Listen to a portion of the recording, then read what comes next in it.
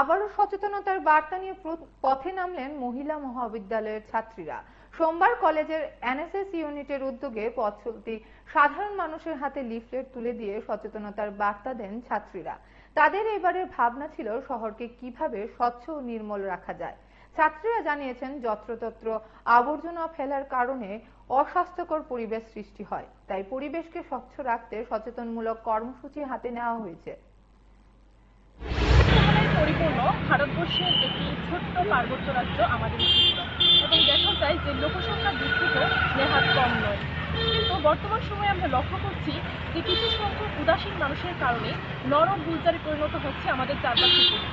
এবং আমাদের ভারত সরকার স্বচ্ছ ভারত প্রকল্পের নামে বিপুল পরিমাণে অর্থ ব্যয় করলেও যে বড় বড় রাস্তার পাশে আবর্জনা স্তূপ থেকে যে দুর্গন্ধ ছড়িয়ে পড়ছে, তাতে করে স্কুল, কলেজ এবং অভিযাত্রী সহ সাধারণ মানুষ একদম অতিষ্ঠ হয়ে পড়েছে।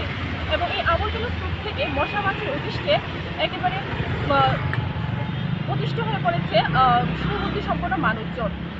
এবং আমরা লক্ষ্য করছি যে কিছু সংখ্যক সচেতন সুনাগরিক সঠিক জায়গায় ডাস্টবিন থাকলেও আবর্জনা ডাস্টবিনে না ফেলে যত্রতত্র ফেলে দিচ্ছে, এবং তাতে করে যেমন অস্বাস্থ্যকর পরিবেশের সৃষ্টি হচ্ছে, ঠিক তেমনি আমরা পরিবেশের সৌন্দর্য হারাচ্ছি।